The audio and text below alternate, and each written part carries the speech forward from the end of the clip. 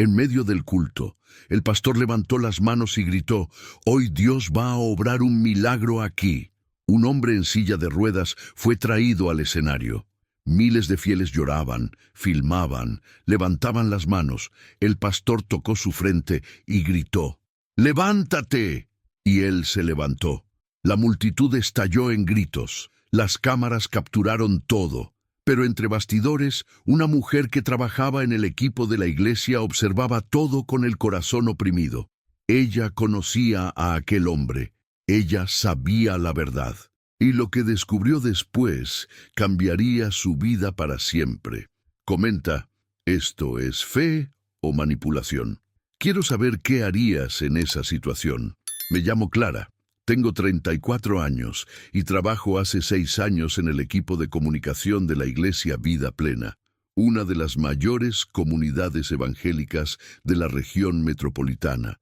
Cuando entré allí, acababa de salir de un matrimonio abusivo, estaba desempleada y sin rumbo. Fue mi hermana quien me llevó por primera vez. Ella dijo que aquel lugar había cambiado su vida, y yo necesitaba creer en algo. En los primeros meses, realmente sentí que había encontrado un hogar. Las personas me acogieron. Comencé a servir como voluntaria en el equipo de redes sociales. Editaba videos, publicaba en las redes, organizaba transmisiones en vivo.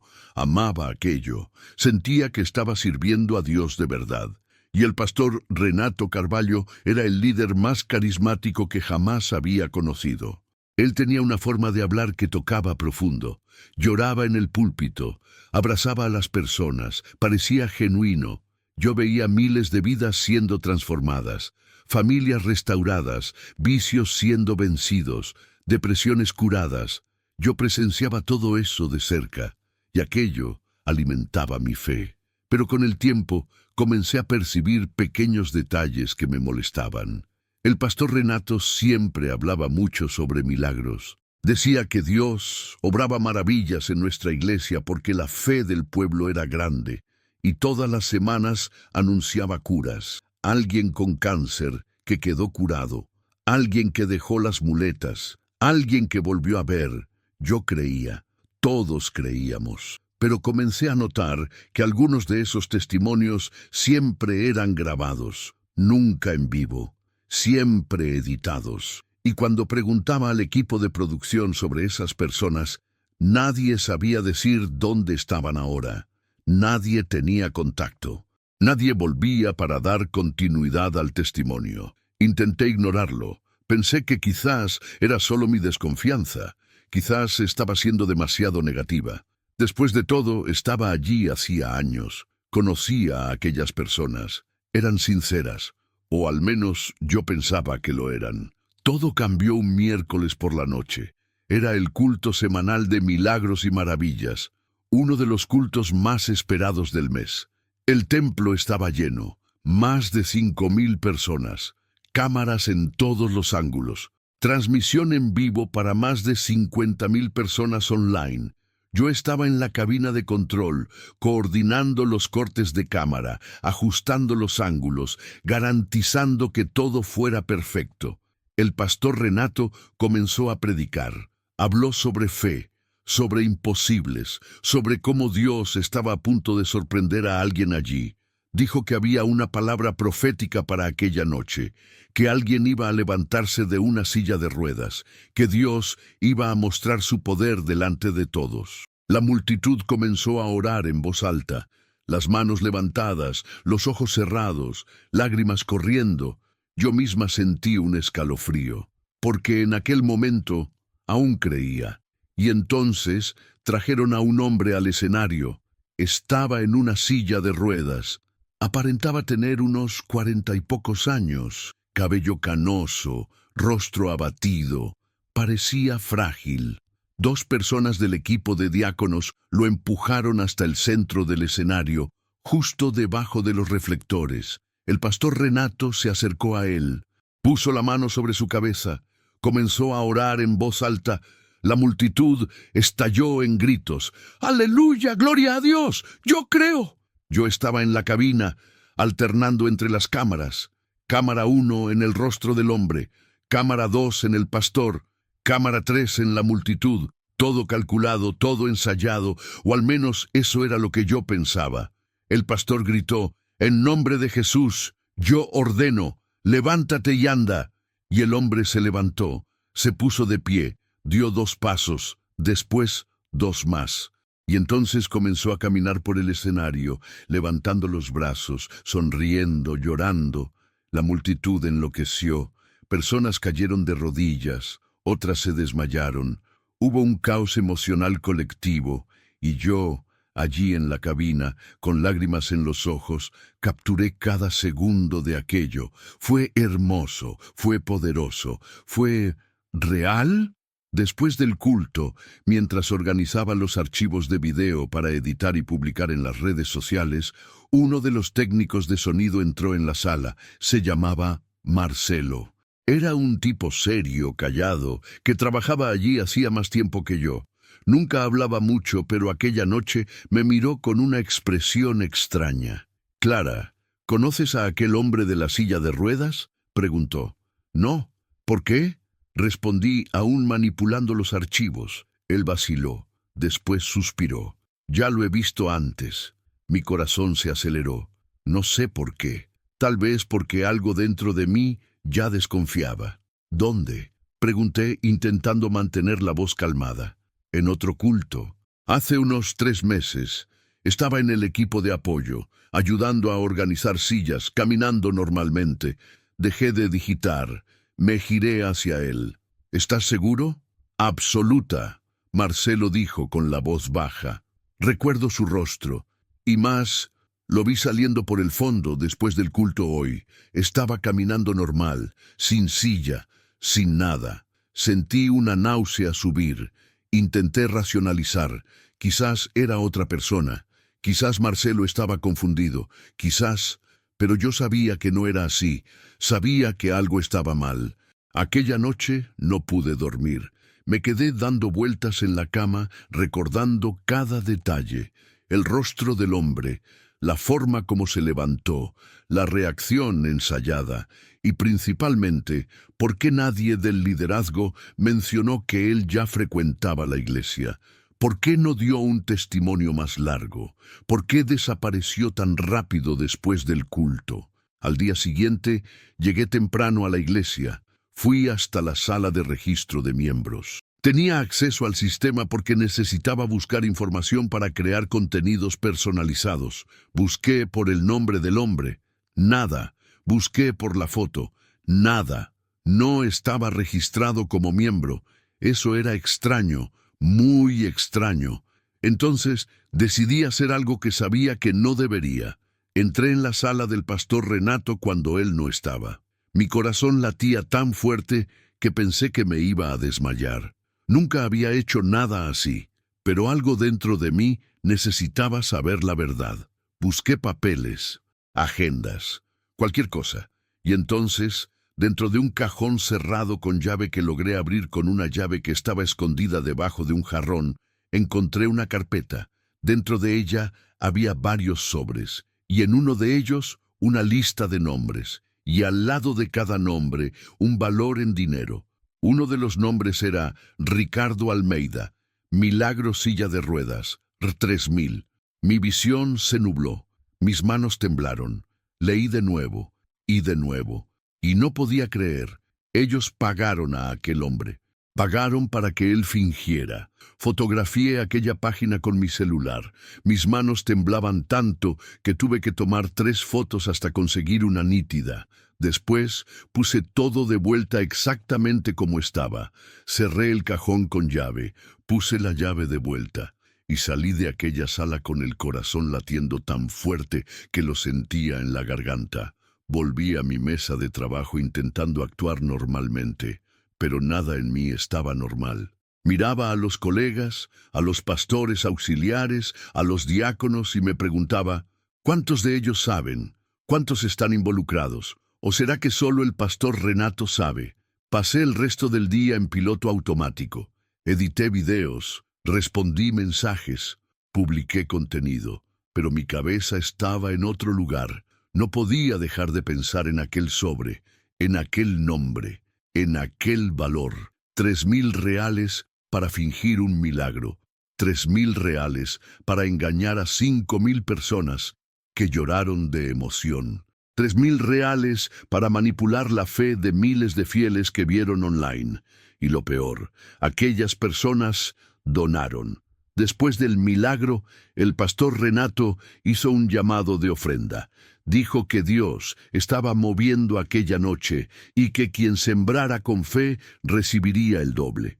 Las personas corrieron hacia los sobres, depositaron 50, 100, 200 reales. Algunos dieron hasta más. Vi gente sacando dinero del bolsillo, de la tarjeta, haciendo transferencias por el celular, y todo aquello estaba basado en una mentira. Me sentí sucia, cómplice, porque yo había ayudado a transmitir aquello. Yo había editado el video. Yo había publicado en las redes sociales con el pie de foto: Dios es fiel, testimonia el poder del milagro. Miles de personas comentaron, compartieron, lloraron junto, y todo era falso. Aquella noche llamé a mi hermana. Ella aún frecuentaba la iglesia, pero no trabajaba allí. Necesitaba hablar con alguien. Pero cuando comencé a contar, ella me interrumpió. Clara, estás cansada. Estás viendo cosas donde no existen. El pastor Renato es un hombre de Dios. Él nunca haría eso. Pero lo vi, insistí. Vi el documento, el nombre del hombre, el valor. ¿Y qué? Dijo con una irritación creciente. Tal vez sea una ayuda de costo. Tal vez recibió porque necesitaba dinero para tratamiento. No sabes de todo, Clara. No toques al ungido del Señor. Aquella frase me cortó como un cuchillo. No toques al ungido del Señor. Era la frase que había oído cientos de veces en la iglesia. Era la frase usada para callar cualquier cuestionamiento, para proteger a cualquier líder, para blindar cualquier error. Y en aquel momento me di cuenta de que estaba sola. Colgué el teléfono y lloré. Lloré de rabia, de frustración, de miedo, porque no sabía qué hacer. Si se lo contaba a alguien del liderazgo, me despedirían. Si lo hacía público, nadie me creería. Y si me quedaba callada, sería tan culpable como ellos. En los días siguientes intenté mantenerme distante. Hice mi trabajo. Evité contacto con el pastor Renato, pero él lo notó. Una tarde me llamó hasta su sala. «Clara, ¿estás bien?», preguntó, con aquella sonrisa cálida que yo conocía tan bien. «Sí, pastor. Todo excelente», mentí. Me miró a los ojos, y por un breve segundo sentí que él sabía. «Eres una persona muy importante para esta casa», dijo, inclinándose un poco hacia adelante. «Tienes acceso a muchas cosas, mucha información, y confío en ti. Pero a veces, Clara, vemos cosas que no entendemos completamente, y es en esos momentos que necesitamos tener cuidado. ¿Entiendes? Mi sangre se heló. Él sabía que yo había visto algo. «Pastor, solo quiero servir a Dios», respondí, intentando mantener la voz firme. «Y sirves maravillosamente», dijo volviendo a sonreír. «Pero recuerda, Dios actúa de formas misteriosas. No todo necesita ser entendido. No todo necesita ser cuestionado. La fe se trata de confiar, no de investigar». Salí de aquella sala con las piernas temblorosas. No necesitó decirlo explícitamente. El mensaje estaba claro: quédate callada o habrá consecuencias. Pero no podía. Comencé a observar más, a prestar atención a los detalles, y cuanto más miraba, más veía. Me di cuenta de que antes de cada culto de milagros, el pastor Renato se reunía con un hombre que no conocía, un hombre de traje, que no era miembro de la iglesia. Llegaba discretamente, entraba por la puerta de atrás y se quedaba encerrado en la sala del pastor por horas. Un día, seguí a ese hombre cuando salió. Anoté la placa de su auto, busqué en internet y descubrí que era dueño de una agencia de actores. Mi estómago se revolvió. No era solo un caso aislado, era una operación planificada, sistemática. Decidí que necesitaba más pruebas, porque si iba a exponer esto, necesitaba tener certeza absoluta. No podía ser solo mi palabra contra la de él. Entonces, un domingo de madrugada, Cuando la iglesia estaba vacía, volví hasta la sala del pastor. Esta vez llevé un pendrive. Copié todos los archivos que pude encontrar en su computadora. Correos electrónicos, planillas, contratos. Y lo que encontré fue mucho peor de lo que imaginaba. Había una carpeta llamada Proyectos Especiales. Dentro de ella, decenas de documentos, contratos con actores para simular curas, recibos de pago, guiones detallados de cómo cada milagro debería suceder, hasta orientaciones sobre expresiones faciales, timing de emoción y frases que deberían ser dichas. También había una planilla financiera mostrando el aumento de las ofrendas después de cada milagro escenificado.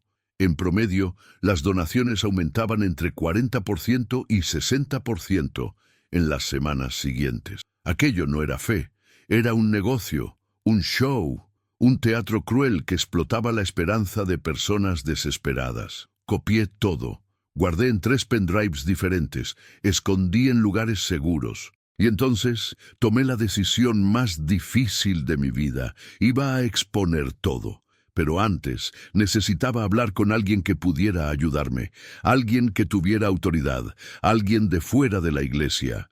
Fue cuando busqué a un periodista de investigación. Tenía un canal conocido por exponer fraudes. Programé un encuentro, llevé las pruebas, mostré todo. Él se quedó en silencio por largos minutos después de ver los documentos. «Sabes lo que va a pasar si haces esto, ¿verdad?», dijo, serio. «Lo sé», respondí, «pero ya no puedo seguir viviendo con esto. Van a destruirte, dirán que eres una disidente, una traidora. Inventarán mentiras sobre ti, usarán la fe de las personas como arma contra ti». «Lo sé», repetí con la voz quebrada, «pero si no hago nada, me destruiré por dentro». Respiró hondo, después extendió la mano. «Entonces hagamos esto de la manera correcta, con cuidado, con pruebas sólidas, y vas a necesitar estar preparada para lo que viene». Apreté su mano, y en aquel momento ya no había vuelta atrás. Las 2 semanas siguientes fueron las más tensas de mi vida.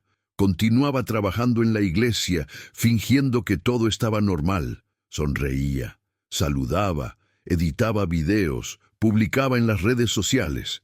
Pero por dentro me estaba despedazando. Cada vez que veía al pastor Renato en el púlpito hablando sobre integridad, sobre verdad, sobre el amor de Dios, sentía una revuelta crecer dentro de mí.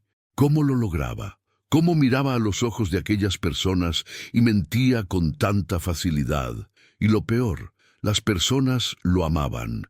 Lloraban con sus predicaciones, donaban el dinero que apenas tenían, traían a sus hijos, a sus padres enfermos, a sus parientes en desesperación, creyendo que allí habría un milagro. Veía señoras ancianas entregando sus ahorros, madres solteras dando el dinero que sería para el alquiler, jóvenes desempleados ofrendando con la esperanza de que Dios los bendijera financieramente. Y todo aquello alimentaba una máquina de mentiras que enriquecía a un único hombre. Sí, porque también descubrí eso. El pastor Renato tenía 3 autos importados, una mansión en un condominio de lujo, viajes internacionales frecuentes con la familia, todo bendecido por Dios, según él.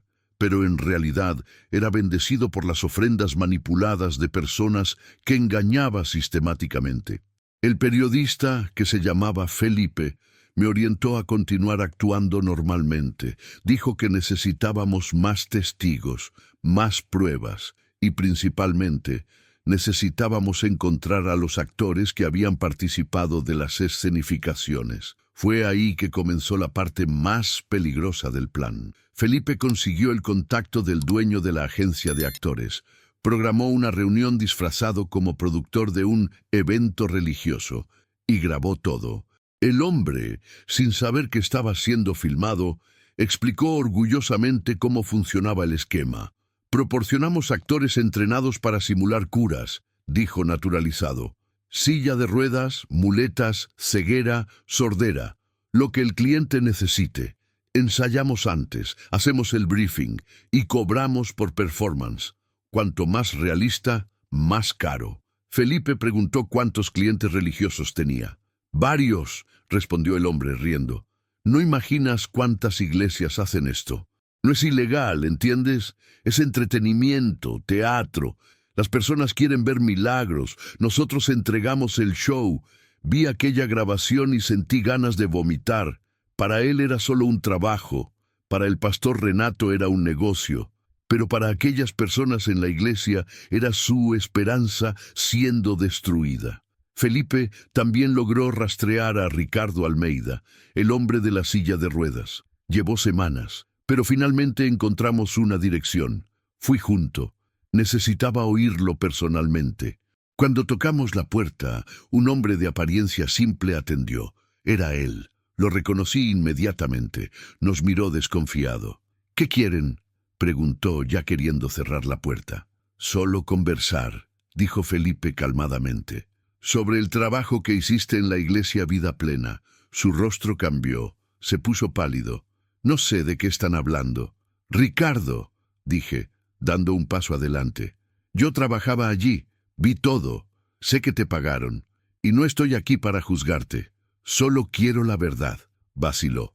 Miró a los lados, como verificando si alguien estaba viendo. Después suspiró profundo y nos dejó entrar. Dentro de la casa simple nos contó todo. Ricardo era actor desempleado. Había trabajado en algunas obras de teatro, figuraciones en telenovelas, pero estaba pasando por dificultades financieras. Cuando la agencia lo llamó para hacer aquel trabajo especial, aceptó sin pensar mucho.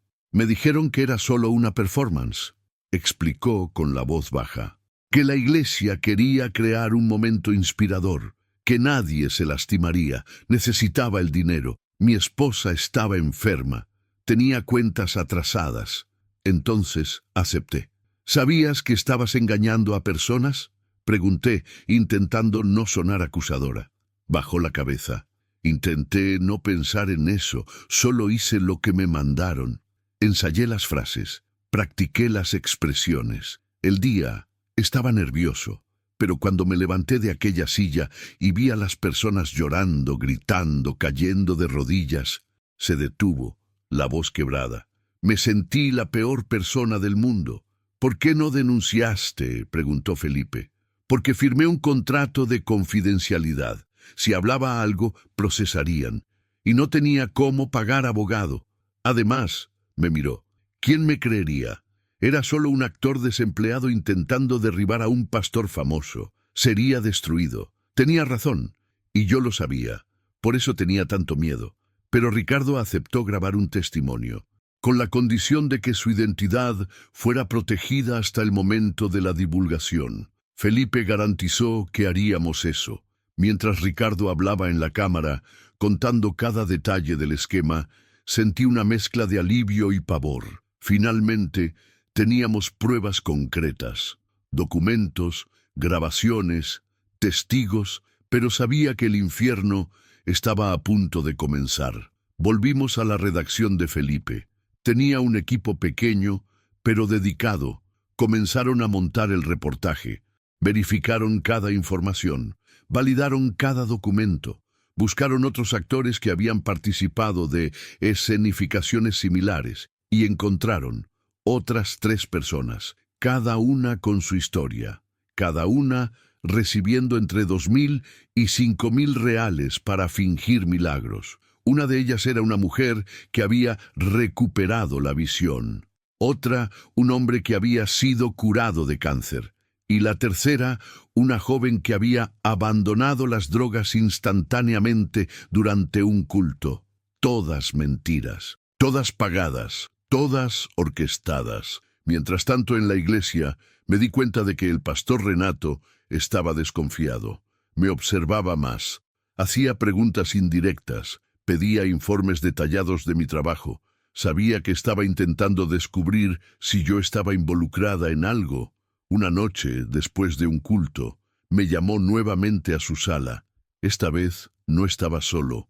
Había otros 3 pastores auxiliares con él, todos serios, todos mirándome de una manera que me hizo temblar. «Clara», comenzó el pastor Renato con un tono diferente, más frío. Ha llegado a mis oídos que has estado haciendo preguntas, conversando con personas de fuera de la iglesia, accediendo a archivos sin autorización. Mi corazón se disparó.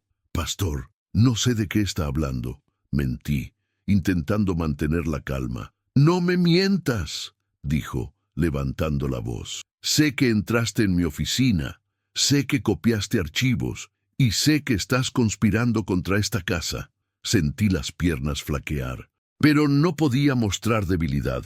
Solo quería entender algunas cosas, dije con la voz temblorosa. ¿Entender? Dio una risa amarga. Quieres destruir la obra de Dios, quieres plantar duda. Estás siendo usada por el enemigo, Clara, y no voy a permitir eso. Uno de los pastores auxiliares se acercó y puso la mano en mi hombro. No fue un toque gentil, fue una presión, una amenaza silenciosa. Vas a borrar todo lo que copiaste, ordenó el pastor Renato. Vas a dejar de hablar con quien sea. Y vas a pedir perdón públicamente por intentar manchar el nombre de esta iglesia. Si haces eso, tal vez olvidemos lo que hiciste. ¿Y si no lo hago? Pregunté, con un coraje que ni sabía que tenía. Se acercó, quedó a centímetros de mi rostro. Entonces descubrirás lo que sucede con quien toca al ungido del Señor. Salí de aquella sala temblando. No podía controlar las lágrimas. Fui directo al baño y cerré la puerta con llave. Me senté en el piso frío y lloré. Lloré de miedo, de rabia, de impotencia. Ellos sabían todo, o al menos sospechaban lo suficiente para amenazarme. Tomé el celular y llamé a Felipe. Atendió al segundo timbre. ¿Clara? ¿Qué pasó? Conté todo. Entre sollozos, relaté cada palabra, cada mirada, cada amenaza velada. Necesitas salir de allí, dijo serio. Ahora, no vuelvas más. Pueden hacer algo peor, pero no puedo simplemente desaparecer.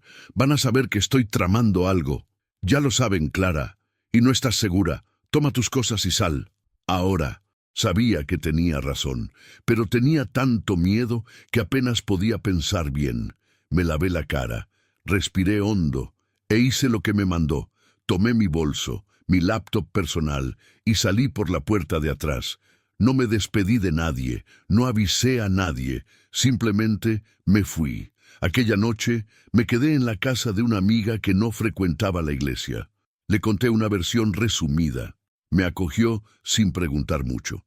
Y por primera vez en semanas logré dormir algunas horas. Al día siguiente recibí decenas de mensajes de mi hermana, de colegas de la iglesia, de líderes, todos diciendo que me estaban buscando, que necesitaba resolver las cosas, que estaban preocupados por mí.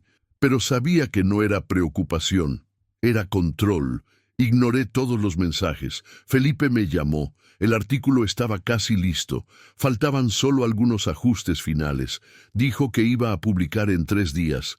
Y me advirtió, necesitaba estar preparada para el caos. Cuando esto salga, Clara, tu vida va a darse vuelta, serás atacada, inventarán mentiras sobre ti, intentarán destruir tu reputación, pero necesitas mantenerte firme. Hiciste lo correcto. Quería creer, pero estaba aterrada. En los días siguientes comencé a recibir mensajes extraños, números desconocidos. Te vas a arrepentir, traidora. Dios te va a juzgar. Vendiste tu alma. Alguien de la iglesia había filtrado mi número. O peor, ellos mismos estaban coordinando aquello. Bloqueé todo. Pero los mensajes no paraban. Y entonces, en la víspera de la publicación del artículo, algo peor sucedió. Mi hermana apareció en la casa donde estaba. Estaba furiosa. ¿Qué hiciste, Clara?, gritó apenas abrí la puerta. Hice lo correcto, respondí intentando mantener la calma.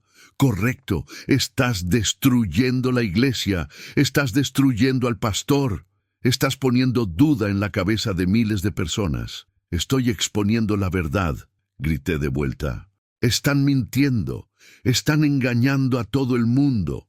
No sabes nada, dijo con lágrimas corriendo. El pastor Renato cambió mi vida, me salvó. ¿Y ahora quieres manchar su nombre con mentiras?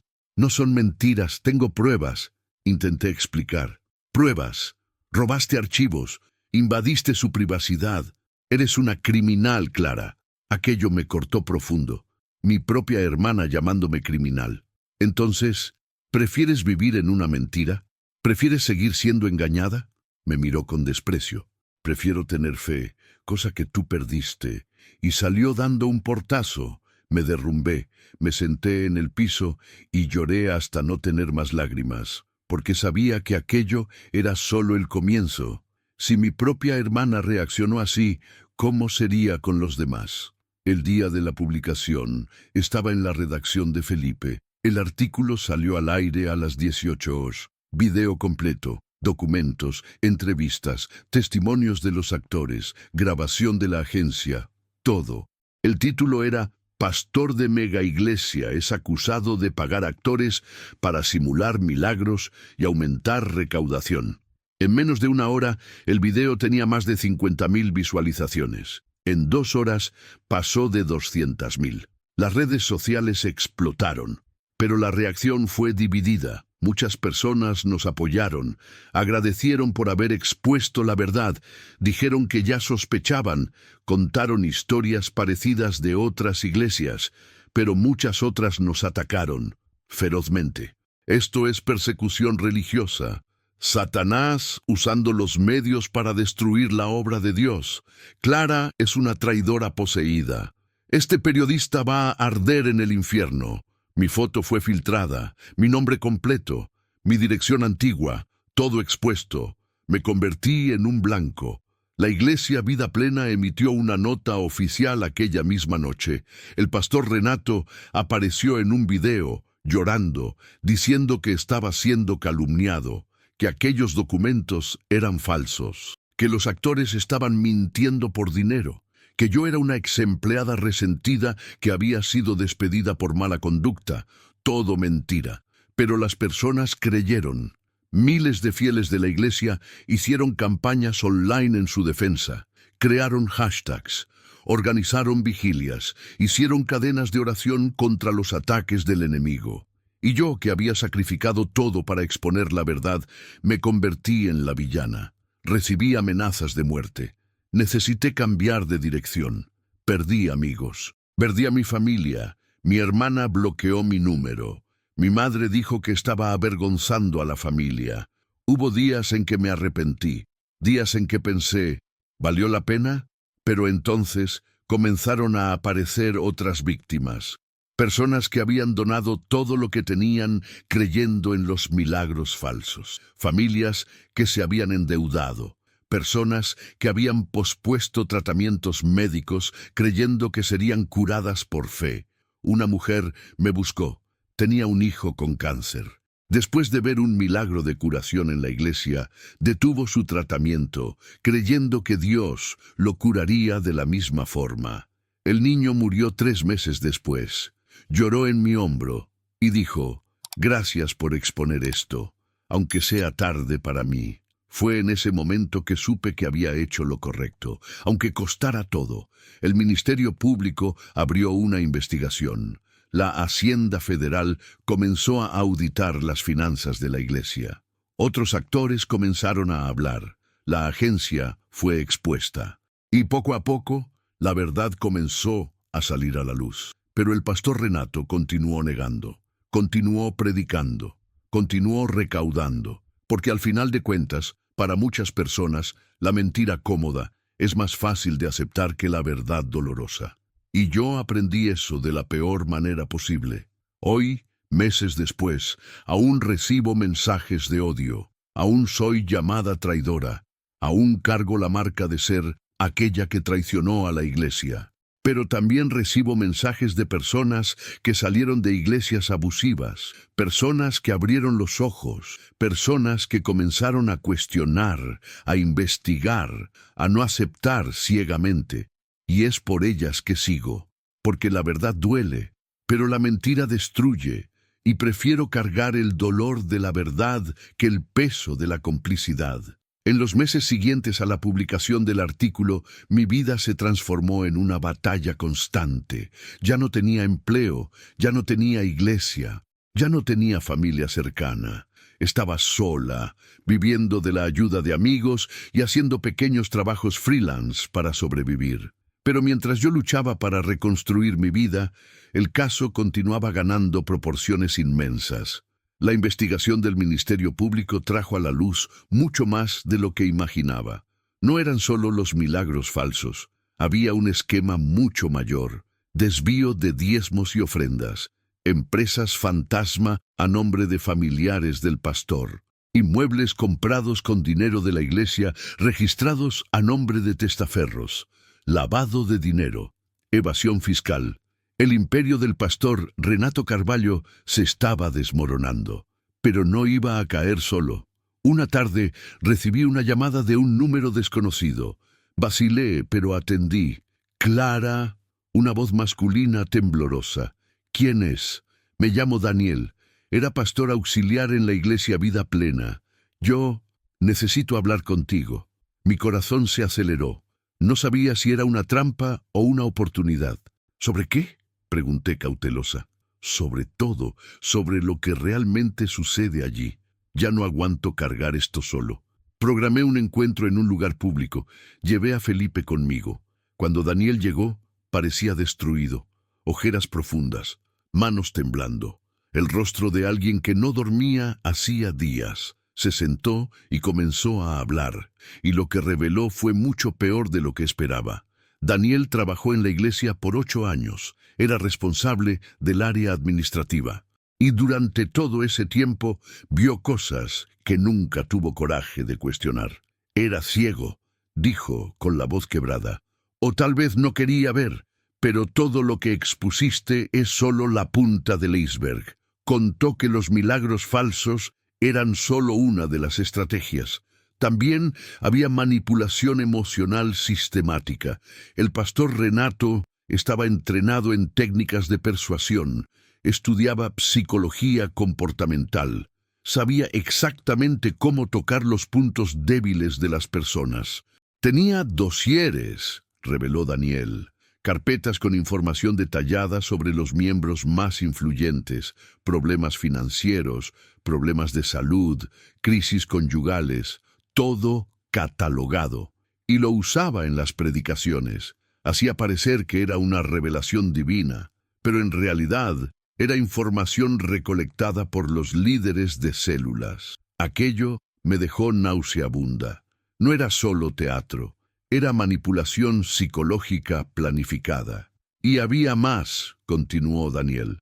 Había metas de recaudación, mensuales, trimestrales, anuales, y si no alcanzábamos las metas, el pastor presionaba a los líderes. Decía que la falta de resultados era falta de fe. Algunos líderes llegaban a donar de su propio bolsillo para no decepcionar al pastor. ¿Por qué nunca denunciaste?, pregunté, bajo la cabeza. Porque era cómplice, firmaba los documentos, veía el dinero siendo desviado y cerraba los ojos, recibía mi salario todos los meses y pensaba que todo estaba bien, hasta que se detuvo, la voz quebrándose, hasta que mi hija se enfermó. Respiró hondo, intentando controlar las lágrimas. Tenía un problema cardíaco, necesitaba una cirugía urgente. Fui hasta el pastor Renato a pedir un préstamo de la iglesia, solo un adelanto de mi salario. Me miró a los ojos y dijo: Daniel, esto es falta de fe. Dios va a curar a tu hija, solo necesitas creer. ¿Qué pasó?, pregunté, ya sabiendo que la respuesta sería dolorosa. Esperé, oré, ayuné, llevé a mi hija a los cultos. El pastor oró por ella varias veces. Pero solo empeoraba, hasta que una noche tuvo un paro cardíaco. Logramos socorrerla a tiempo, pero los médicos dijeron que si no hacía la cirugía inmediatamente, moriría. Y entonces vendí mi auto, pedí préstamo a usureros, hice la cirugía. Ella sobrevivió, pero quedé endeudado. Y cuando volví a la iglesia, ¿sabes qué dijo el pastor Renato? Negué con la cabeza. Dijo que había fallado en la prueba de fe, que si hubiera confiado en Dios, él habría hecho el milagro. Pero como recurrí a la medicina, demostré incredulidad, y por eso Dios no actuó. Lágrimas corrían por su rostro. Fue en ese momento que me di cuenta. No le importaba mi hija, no le importaba yo. Todo lo que importaba era mantener la narrativa, mantener el control, mantener el dinero fluyendo. Daniel nos entregó documentos, muchos documentos, contratos, correos electrónicos, planillas financieras, grabaciones de reuniones administrativas, todo lo que había guardado a lo largo de los años. Debería haberlo hecho antes, dijo, pero tenía miedo, miedo de perder mi empleo, miedo de ser expuesto, miedo de ser excluido. Pero después de ver tu coraje, Clara, supe que ya no podía quedarme en silencio. Aquellas pruebas fueron entregadas al Ministerio Público y aceleraron aún más la investigación. Pero mientras tanto, el pastor Renato contraatacaba, contrató un equipo de abogados carísimos, demandó a Felipe por difamación, me demandó por invasión de privacidad y robo de documentos. Demandó a la emisora que divulgó el artículo. Estaba usando el sistema judicial para intentar callarnos. Y funcionó, en parte. Algunos vehículos de comunicación tuvieron miedo de repercutir la historia. Otros dieron espacio a la versión del pastor, creando una falsa simetría entre verdad y mentira.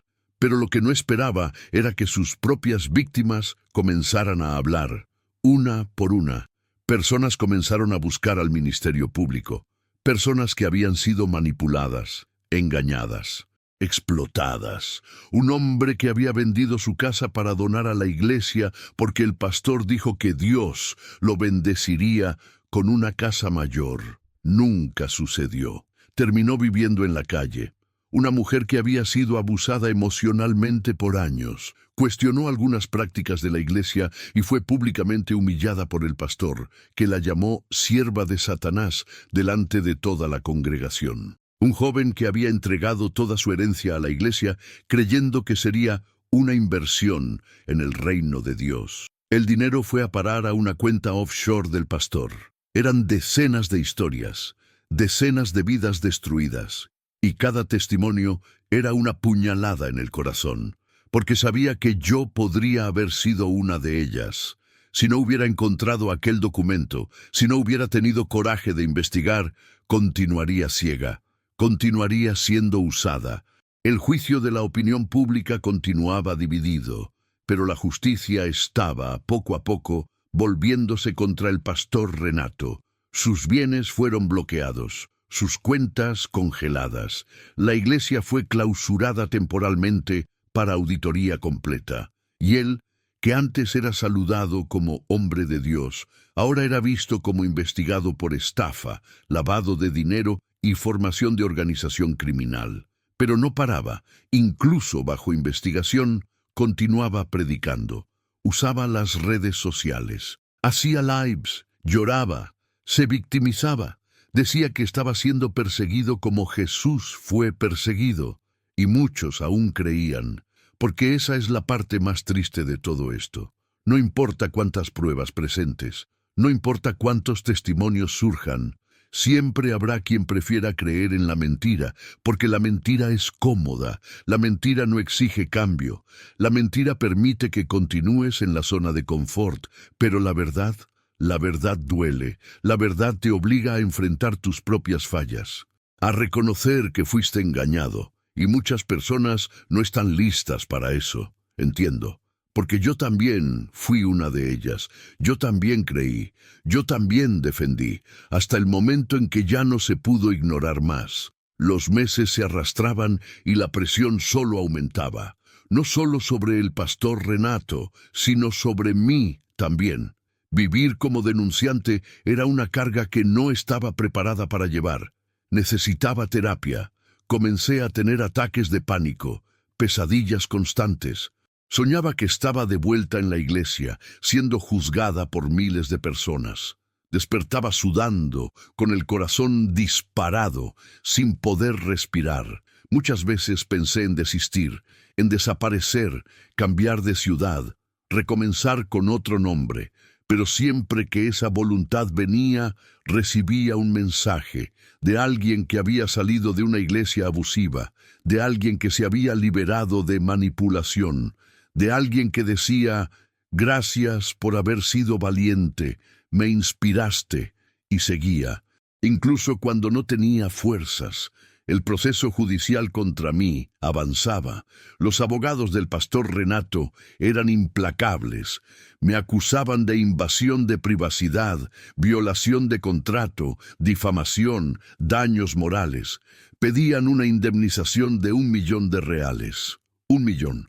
Dinero que jamás tendría. Era una estrategia clara: quebrarme financieramente, forzarme a retractarme, hacerme ejemplo para que nadie más osara desafiar al ungido del Señor. Pero tenía algo que no esperaban: una red de apoyo. Abogados voluntarios se ofrecieron para defenderme. Organizaciones de derechos humanos me acogieron. Colectivos de exmiembros de iglesias abusivas me apoyaron. Ya no estaba sola. Y entonces algo inesperado sucedió. Una periodista de un gran canal de TV me contactó. Estaba produciendo un documental sobre abuso religioso en Brasil y quería que participara. Al principio vacilé. Ya había expuesto tanto. Ya había sufrido tanto. ¿Valía la pena exponerme aún más? Pero me convenció con una única frase: tu historia puede salvar a otras personas de pasar por lo mismo. Acepté. Las grabaciones fueron intensas, duraron semanas. Entrevistas, reconstrucciones, testimonios de otras víctimas. Fue como revivir todo el trauma, pero esta vez con un propósito mayor. Durante las grabaciones conocí a otras personas que habían pasado por situaciones similares. No solo en la iglesia Vida Plena, sino en decenas de otras iglesias por el país. Era un patrón, un sistema de manipulación que se repetía en diferentes lugares, con diferentes líderes, pero siempre con las mismas tácticas.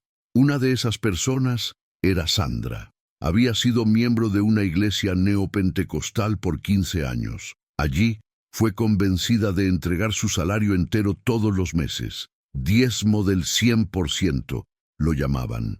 Vivía de donaciones de familiares mientras el pastor ostentaba autos de lujo. Otra era Juan. Había sido líder de jóvenes. Descubrió que el pastor estaba teniendo un caso extramatrimonial con una de las fieles. Cuando denunció, fue expulsado de la iglesia y difamado públicamente. Perdió a todos los amigos, perdió a la novia, perdió su comunidad. Cada historia era una puñalada, pero también era una confirmación. No estaba loca, no estaba exagerando. Lo que había expuesto era real y era mucho más común de lo que las personas imaginaban. El documental salió al aire en horario estelar. Tuvo repercusión nacional. Políticos comenzaron a hablar sobre la necesidad de regulación de instituciones religiosas. Especialistas debatían sobre los límites de la libertad religiosa. La sociedad estaba finalmente comenzando a ver el problema. Pero como esperado, hubo reacción. Líderes religiosos de diversas denominaciones se unieron en defensa del pastor Renato. No porque concordaban con lo que hizo, sino porque temían que la exposición abriera precedente para investigaciones en sus propias iglesias. Organizaron manifestaciones, crearon campañas en las redes sociales, presionaron políticos, llamaban aquello ataque a la libertad religiosa y persecución a los cristianos. Pero la verdad es que no era sobre fe, era sobre poder, era sobre dinero. Era sobre mantener un sistema que beneficiaba a pocos a costa de muchos. Mientras tanto, el Ministerio Público seguía con las investigaciones. Y finalmente, después de casi un año, vino la acusación formal. El pastor Renato Carvalho fue denunciado por estafa calificada, lavado de dinero, falsedad ideológica, formación de organización criminal y crímenes contra el orden tributario. La justicia determinó la prisión preventiva. Cuando vi la noticia, no sentí alegría, ni venganza. Sentí un alivio profundo y una tristeza inmensa, porque aquel hombre podía haber usado su influencia para el bien. Tenía el don de la oratoria, tenía carisma, tenía acceso a miles de personas que confiaban en él. Podía haber transformado vidas de verdad, pero eligió el camino de la codicia. Y ahora estaba preso. Pero lo que más me impactó fue la reacción de la iglesia, incluso con todas las pruebas, incluso con la prisión, incluso con todo expuesto, aún había un grupo fiel de seguidores que lo defendía. Organizaron vigilias frente a la comisaría, cantaban himnos, oraban, llamaban a la prisión martirio, comparaban al pastor con apóstoles perseguidos, y en aquel momento entendí algo importante. No podría salvar a todos, no podría convencer a quien no quería ver. Mi papel era exponer la verdad. Lo que cada uno hiciera con ella era una elección individual. Algunas semanas después recibí un mensaje inesperado. Era de mi hermana. Clara, necesito hablar contigo. Mi corazón se disparó. Desde que todo comenzó, había cortado contacto conmigo completamente, bloqueó mi número, me borró de las redes sociales, dijo a la familia que yo era una traidora. Programé un encuentro, estaba aprensiva. Cuando la vi, estaba diferente, delgada, ojeras profundas, la mirada cansada. Nos sentamos en silencio por algunos minutos, hasta que comenzó a hablar. «Te debo una disculpa», dijo, con la voz quebrada. «No necesitas...» «Necesito», interrumpió. «Te llamé traidora, te abandoné. Creí en él en vez de creer en ti». Y estaba equivocada. Lágrimas comenzaron a bajar por su rostro. Después de que todo salió a la luz, continué defendiéndolo. Pensaba que era una prueba de fe, que Dios nos estaba probando, pero entonces se detuvo, respirando hondo. Entonces comencé a recordar cosas que ignoré, cosas que justifiqué, y me di cuenta de que tenías razón todo el tiempo. Tomó mi mano. «Lo siento, Clara, siento no haber creído en ti, siento haberte juzgado, y siento haber tardado tanto en ver la verdad. Lloré de alivio, lloré de dolor, lloré porque finalmente alguien que amaba había vuelto. Pasamos horas conversando, me contó lo difícil que fue aceptar que había sido engañada. Lo doloroso que fue percibir que había dedicado años de su vida, su dinero, su energía, para algo construido sobre mentiras. «Me siento una idiota», dijo. «No eres idiota», respondí. «Eres humana, y los humanos confían, los humanos creen, y a veces esa confianza es traicionada. No es tu culpa, pero debería haberlo percibido antes. Tal vez. Pero lo percibiste ahora, y eso es lo que importa». Nos abrazamos, y en aquel abrazo sentí que algo dentro de mí comenzaba a sanar. En los meses siguientes, otras personas de la iglesia comenzaron a salir.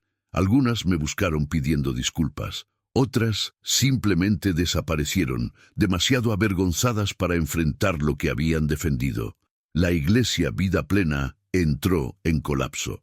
Sin el pastor, sin credibilidad, sin dinero, cerró las puertas. El edificio fue rematado para pagar deudas.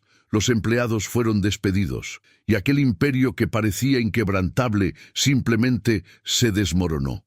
Pero lo más importante, las personas comenzaron a despertar, a cuestionar, a no aceptar todo ciegamente, y ese, tal vez, haya sido el mayor legado de todo ese dolor. 2 años pasaron desde el día en que Clara decidió exponer la verdad. 2 años de batallas judiciales, amenazas, reconstrucción personal y finalmente algo de paz. El juicio del pastor Renato Carballo estaba programado. Sería el desenlace de una historia que sacudió miles de vidas. Clara despertó aquella mañana con el corazón oprimido. Era el día en que tendría que estar presente en el tribunal, testificar una vez más, revivir todo lo que había intentado superar. Se miró en el espejo y vio a una mujer diferente, más fuerte, más madura, marcada por el dolor, pero no quebrada por él. Se puso ropa simple pero digna, tomó su bolso, respiró hondo y salió de casa. En el camino hacia el foro, recordó todo: el primer día en la iglesia, las personas que conoció, la fe que tuvo, el momento en que todo se desmoronó, las noches de llanto, las amenazas, las pérdidas, pero también las victorias, las personas que ayudó, las vidas que fueron salvadas por su coraje. Cuando llegó al foro, había una multitud. De un lado, apoyadores de Clara, personas que habían sido víctimas del pastor, exmiembros de la iglesia que finalmente habían encontrado coraje para hablar, periodistas, activistas de derechos humanos. Del otro lado, aún estaban los fieles, los que creían que el pastor era inocente, los que veían todo aquello como persecución religiosa. Clara entró por la puerta lateral, evitando el confronto. Dentro del tribunal, el clima era tenso. El pastor Renato estaba allí, vistiendo un traje sobrio, con una expresión serena. No parecía un hombre que había arruinado vidas. Parecía calmado, confiado, como si aún creyera que saldría impune. El juez entró, todos se levantaron, y el juicio comenzó. La acusación presentó las pruebas, documentos, contratos con la agencia de actores, planillas financieras mostrando desvíos, grabaciones, testimonios de víctimas, todo meticulosamente organizado. La defensa intentó descalificar todo. Dijo que los documentos eran falsificados, que los testigos estaban mintiendo por dinero, que Clara era una exempleada resentida, que el pastor era víctima de una conspiración, pero las pruebas eran irrefutables.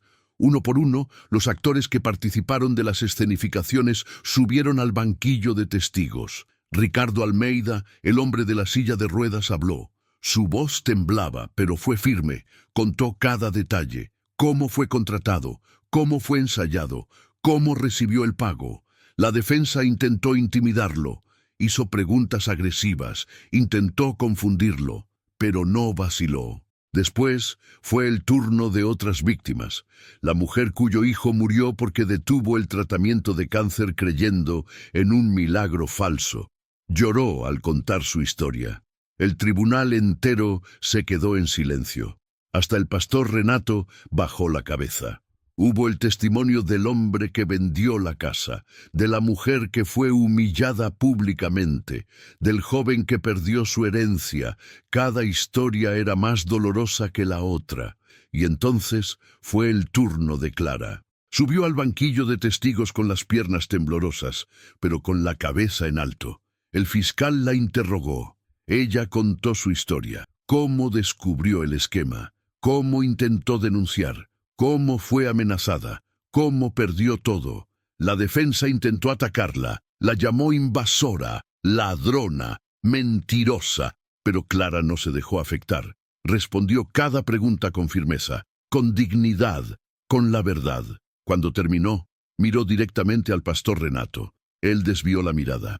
En aquel momento Clara supo que había vencido, no en el sentido de venganza, sino en el sentido de que la verdad había prevalecido, había hecho lo correcto, y ahora la justicia seguiría su curso. El juicio duró 3 días. En el último día fue el turno del propio pastor Renato defenderse. Subió al banquillo y comenzó a hablar. Su voz era la misma, carismática, envolvente.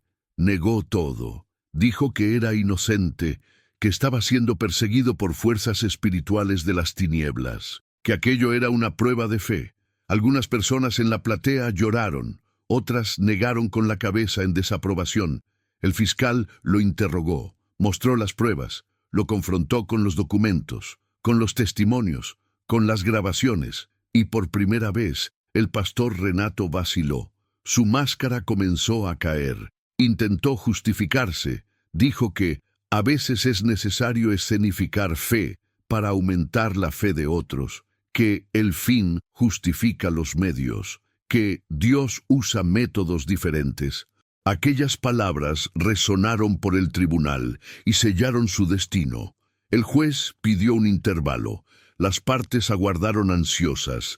Clara estaba exhausta, emocionalmente agotada. Pero necesitaba estar allí, necesitaba ver el final. Después de 2 horas, el juez retornó. Todos se levantaron y comenzó a leer la sentencia. Ante las pruebas presentadas, los testimonios recogidos, las evidencias documentales, Esta corte considera al acusado culpable por los crímenes de estafa calificada, lavado de dinero, falsedad ideológica y organización criminal. La platea explotó. Gritos de celebración de un lado, llanto de lamento del otro. El juez continuó. El acusado es condenado a 18 años de reclusión en régimen cerrado, además del pago de indemnizaciones a las víctimas y devolución de los valores desviados. 18 años. Clara sintió las lágrimas correr, no de alegría por la prisión, sino de alivio, de cierre, de justicia. El pastor Renato fue esposado. Miró hacia atrás, hacia los fieles que aún estaban allí. Algunos lloraban, otros voltearon el rostro. Fue llevado, y por primera vez pareció pequeño, frágil, humano. Afuera del tribunal, Clara fue rodeada por periodistas, cámaras, micrófonos, preguntas a montones. Respiró hondo y dio una declaración corta. Hoy no es un día de celebración, es un día de justicia. Muchas personas fueron heridas, muchas vidas fueron destruidas, y ninguna sentencia puede traer de vuelta lo que fue perdido. Pero espero que esto sirva de alerta. Cuestionar no es falta de fe, investigar no es traición, exigir transparencia no es pecado, y ningún líder, por más carismático que sea, está por encima de la verdad. Las palabras de Clara se esparcieron por las redes sociales, se viralizaron, fueron compartidas millones de veces y tocaron a personas en todo el país. En los días siguientes, otras iglesias comenzaron a ser investigadas, otras víctimas comenzaron a denunciar. El caso del pastor Renato no fue un caso aislado, fue la chispa de un movimiento mucho mayor. Clara recibió propuestas de trabajo, de ONGs, de organizaciones de derechos humanos, hasta de universidades que querían que diera conferencias sobre manipulación religiosa. Aceptó algunas, porque se dio cuenta de que su historia tenía un propósito.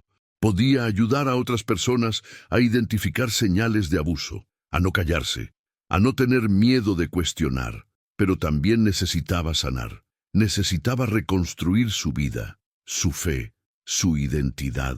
6 meses después del juicio, Clara estaba sentada en un pequeño café en el centro de la ciudad.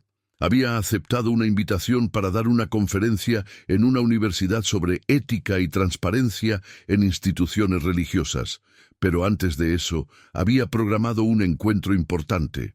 Daniel, el expastor auxiliar que también denunció el esquema, llegó acompañado de su hija. La niña estaba saludable, sonriente. Clara sintió un calor en el pecho. Aquella niña estaba viva. Y de cierta forma, el coraje de Daniel al romper el silencio había salvado no solo a ella, sino a muchas otras personas. ¿Cómo estás?, preguntó Daniel mientras se sentaba. Mejor, respondió Clara, con una sonrisa sincera. Aún en proceso, aún sanando, pero mejor. Yo también, dijo él. Conseguí un empleo nuevo. Estoy frecuentando una iglesia pequeña, tranquila, donde nadie pide dinero todo el tiempo. Y estoy reaprendiendo qué es la fe sin manipulación. Eso es todo lo que podemos hacer, dijo Clara. Reaprender, reconstruir e intentar no perder la esperanza. Conversaron por horas, compartieron dolores, compartieron victorias, compartieron la sensación de que, a pesar de todo, habían hecho lo correcto. Cuando Daniel se fue, Clara se quedó un tiempo más allí, mirando por la ventana. Pensó en todo lo que había vivido, en todo lo que había perdido, pero también en todo lo que había ganado. Había perdido una iglesia, pero había encontrado a sí misma. Había perdido amigos falsos, pero había encontrado aliados verdaderos. Había perdido la ilusión, pero había ganado la verdad. Y ese intercambio, por más doloroso que hubiera sido, valía la pena. En los meses siguientes, Clara se convirtió en una voz importante en el debate sobre abuso espiritual en Brasil. Participó en paneles, escribió artículos, dio entrevistas, siempre con el mismo propósito: alertar, educar, empoderar. Creó un grupo de apoyo para exmiembros de iglesias abusivas, un espacio seguro donde personas podían compartir sus historias sin juicio, donde podían sanar juntas, y muchas vidas fueron transformadas allí. Una de las participantes era una joven llamada Leticia. Tenía 22 años y había sido miembro de una iglesia pentecostal desde niña.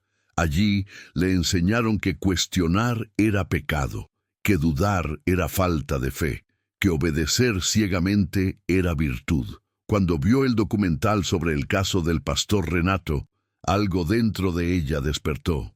Comenzó a percibir patrones en su propia iglesia, comenzó a cuestionar, y cuando lo hizo, fue expulsada.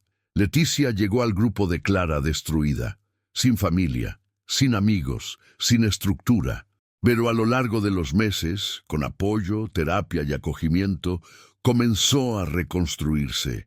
Y hoy, ella también ayuda a otras personas que pasan por lo mismo. Historias como la de Leticia eran el combustible de Clara. Cada vida restaurada era la prueba de que su lucha no había sido en vano. Pero no todo eran flores. Clara aún recibía amenazas ocasionales. Aún había grupos online dedicados a difamarla. Aún había pastores que la usaban como ejemplo de lo que sucede cuando tocas al ungido del Señor. Pero aprendió a lidiar con eso. Aprendió que no podía controlar lo que decían sobre ella. Solo podía controlar sus propias acciones. Y sus acciones eran guiadas por un principio simple: la verdad libera. Un domingo, Clara decidió visitar una iglesia, no una mega iglesia, no un templo lujoso, sino una pequeña comunidad en un barrio periférico. Estaba curiosa, quería ver si aún podía sentir algo. Cuando entró, fue recibida con sonrisas simples. No había reflectores, no había cámaras, no había llamados financieros manipuladores, solo personas reunidas para cantar, orar y compartir la vida. El pastor, un señor de unos 60 años, predicó sobre amor al prójimo, sobre justicia, sobre cuidar a los más débiles, y no pidió un centavo. Clara lloró, porque se dio cuenta de que la fe verdadera aún existía, solo había sido opacada por los charlatanes, pero aún había personas genuinas, aún había comunidades saludables, aún había esperanza. Después del culto, el pastor se acercó a ella. «¿Eres Clara, verdad?», preguntó gentilmente. Ella asintió, un poco aprensiva. «Quería agradecer», dijo extendiendo la mano. «Lo que hiciste fue valiente y necesario. Por causa de personas como tú, nosotros, pastores verdaderos, podemos continuar haciendo nuestro trabajo con más credibilidad. Limpiaste la casa, y eso es sagrado». Clara apretó su mano, con lágrimas en los ojos. «Gracias», fue todo lo que pudo decir. Aquel día, algo dentro de Clara sanó un poco más. Los años pasaron. El caso del pastor Renato se convirtió en referencia en cursos de derecho, teología y psicología. Se convirtió en libro, se convirtió en documental internacional, se convirtió en símbolo de un movimiento global contra el abuso espiritual. Y Clara, la mujer que un día fue solo una editora de videos, apasionada por servir, se convirtió en una defensora incansable de la verdad. Nunca se consideró heroína, porque los héroes no tienen miedo, y ella tuvo mucho miedo. Los héroes no dudan, y ella dudó muchas veces. Los héroes no lloran, y ella lloró ríos, pero hizo lo correcto. Incluso cuando era difícil, incluso cuando era doloroso, incluso cuando todo parecía perdido. Y al final, eso fue lo que importó. Hoy, cuando Clara mira hacia atrás, ve un camino marcado por cicatrices, pero también ve crecimiento, ve propósito, ve vidas salvadas, ve cambios reales. Reconstruyó su relación con su hermana, se reconectó con su madre, formó nuevos lazos, creó una nueva familia, no de sangre, sino de elección, de personas que, como ella, creen que la verdad vale más que la conveniencia. Y la fe de Clara cambió. Ya no es ciega, ya no es ingenua, ya no es manipulable.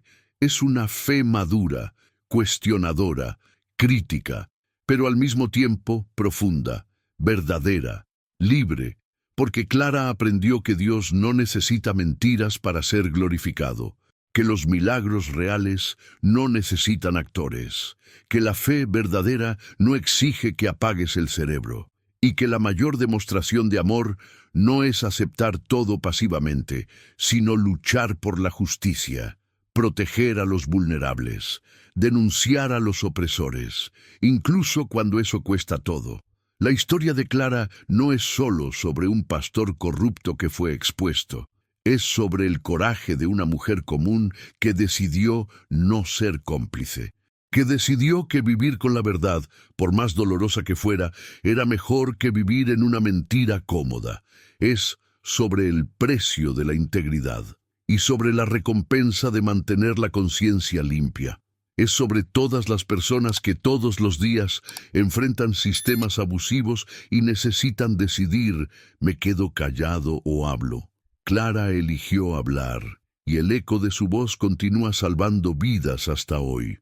Porque al final, la verdad siempre prevalece.